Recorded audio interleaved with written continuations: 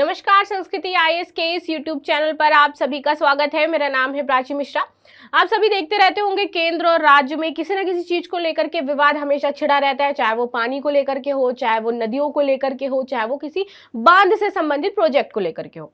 यहाँ पर जो विवाद छिड़ा हुआ है किसके किसके मध्य है? पंजाब व हिमाचल प्रदेश के मध्य है। रीजन क्या है कि एक शानन हाइड्रो पावर प्रोजेक्ट था। यह शानन जो हाइड्रो पावर प्रोजेक्ट था वो पंजाब ने 99 साल के लिए लीज पर लिया था, और जब यह प्रोजेक्ट पंजाब ने लिया था तब वह अविभाजित पंजाब था। थोड़ा सा बात कर लेते हैं इस शानन हाइड्रो पावर प्रोजेक्ट है, तो यह आपकी मंडी जोगिंदरनगर में स्थित है। और किस नदी पर स्थित है? तो वह नदी है आपकी उलाह नदी। उलाह नदी पर यह पावर प्रोजेक्ट आपका स्थित है।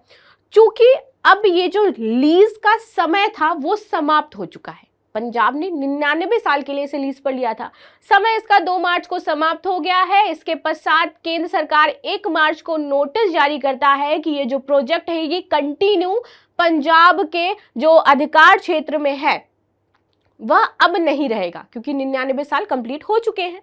इसी को देखते हुए पंजाब यह चाहता है कि यह जो प्रोजेक्ट है वह पंजाब गवर्नमेंट के पास ही रहे, इसीलिए उसने सुप्रीम कोर्ट में याचिका दायर कर दी है। तो इसी पूरे मामले को हम समझेंगे और देखेंगे क्या क्या महत्वपूर्ण बिंदु इसमें शामिल हैं और यह समझौता कब किया गया था। देखिए, न्यूज में आया था, what is the Punjab and Himachal Pradesh dispute over the Shanan hydro power project. क्या है ये डिस्प्यूट? चलिए इसको समझ लेते हैं। जैसे मैंने बताया कि शानन हाइड्रो पावर जो प्रोजेक्ट है इसके कब्जे और नियंत्रण को लेकर के पंजाब सरकार एवं हिमाचल प्रदेश सरकार के मध्य झगड़ा छिड़ा हुआ है।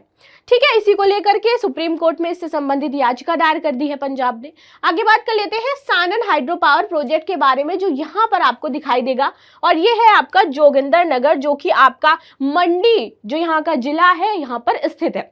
ये जो आपका प्रोजेक्ट है, जैसे मैंने बताया कि उलाह नदी, यह व्यास की सहायक नदी है उलाह नदी, इसी नदी पर यह बना हुआ है, और ये 110 मेगावाट जो बिजली है इसका उत्पादन करती है।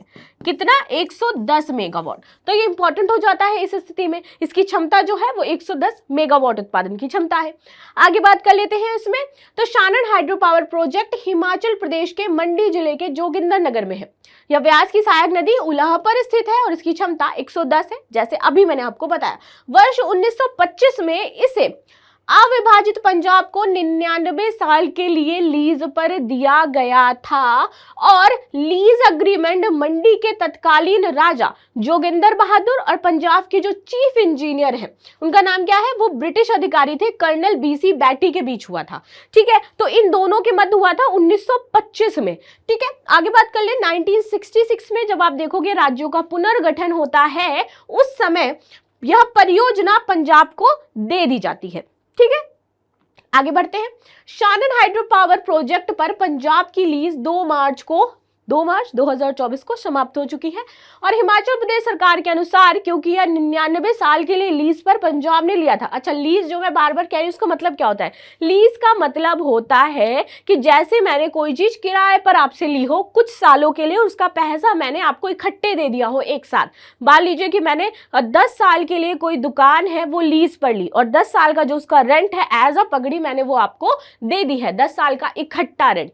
ठीक है, अब वो 10 साल के लिए मेरी हो गई है, ना मुझे कोई रेंट पे करना है, उसको मैं किसी भी तरीके से यूज कर सकती हूँ। ये होता है आपका लीज पे लेना। ठीक है, तो अब हिमाचल प्रदेश सरकार यह कह रही है, चूंकि आपने 99 साल के लिए लिया था, तो अब 99 साल जैसे कि 2 मार्च से कंप्लीट हो चुके हैं, तो अब यह प्रोजेक्ट, ये जो शानन हाइड्रो प्रोजेक्ट है, ये मुझे वापस कर दिया जाए और इस पर हिमाचल प्रदेश सरकार का अधिकार हो जाए। लेकिन पंजाब कह रहा है कि ये जो प्रोजेक्ट है मेरे पास ही रहेगा और मेरे अधिकार क्षेत्र में रहेगा। इसी को लेकर के इस पर बवाल छिड़ा हुआ है। हिमाचल प्रदेश सरकार ने पंजाब सरकार को पत्र लिखकर लीज पूरी होने पर यह परियोजना हिमाचल प्रदेश को देने की मांग करी है। आगे बात कर लेते हैं। इस प्रोजेक्ट पर शुरुआत से पंजाब स्टेट इलेक्ट्रिसिटी बोर्ड का कंट्रोल रहा है, जब से यह परियोजना शुरू हुई थी, और वही इस पर कार्य कर रहा था, और ये 110 मेगावाट क्षमता जो है वो उत्पन्न करके पंजाब इलेक्ट्रिसिटी बोर्ड को प्रदान कर रही थी। अब जाहिर सी बात है, यदि पंजाब के हाथ से यह जाता है तो 110 मेगावाट बिजली जो क्षमता उसे मिल रही थी वो बंद हो जाएगी, जिससे पंजाब को कहीं ना कहीं हानि होगी ही होगी, प्रॉब्लम फेस करनी पड़ेगी। इसलिए पंजाब यह चाहता है कि 99 साल से जैसे जैसे ये चीजें चल रही थी वैसे ही चलती रहे। और यदि हिमाचल प्रदेश के अधिकार क्षेत्र में जाएगा तो ऑफकोर्स हिमाचल को इससे फायदा मिलेगा और वहां के जो पहाड़ी क्षेत्र हैं उनमें बिजली की पहुंच हो पाएगी। आगे बात कर ले, वह चाहता है कि आगे भी प्रोजेक्ट पर कंट्रोल उसका ही रहे।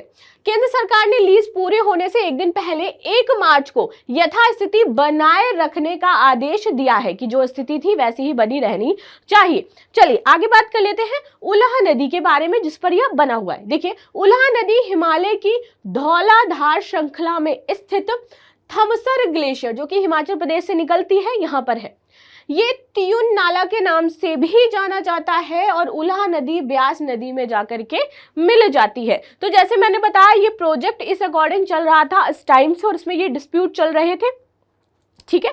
तो अभी जैसे बताया गया है कि 1 मार्च को निर्णय आया है कि जैसी यथास्थिति थी, यानी कि जो 99 साल का आपका टाइम था वो आप उसी तरीके से उसको आगे फॉरवर्ड करिए। अब देखते हैं फाइनल इसका क्या फैसला आता है, इस पर बात करेंगे, ठीक है। तो जैसे इसमें कोई अपडेट आएगा मैं आपको जरूर इन्फॉर्म करूंगी, ठीक है। तो देख लेते हैं अंत में प्रश्न कि उल्हा नदी किसकी सहायक नदी है, रावी की, व्यास की, चिनाब की या फिर सतलज की, ठीक है। तो मुझे कमेंट बॉक्स में इसका आंसर जरूर दीजिएगा। मिलते हैं नेक्स्ट क्लास में, तब तक के लिए धन्यवाद। लाइक शेयर सब्सक्राइब करना बिल्कुल भी ना भूलें।